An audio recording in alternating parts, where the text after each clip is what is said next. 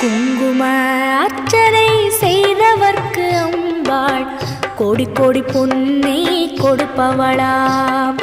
சந்தனத்தால் அபிஷேகம் செய்தவர்க்கு அம்பாள் சர்வாபீஷ்டங்களும் கொடுப்பவளாம்.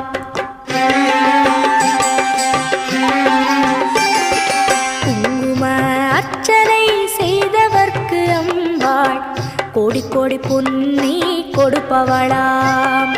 சந்தனத்தால் அபிஷேகம் செய்தவர்க்கு அம்பாள் சர்வாபீஷ்டங்களும் கொடுப்பவளாம்.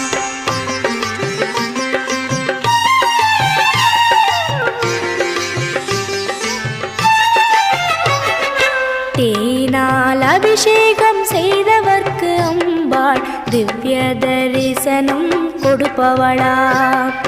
பாலால் அபிஷேகம்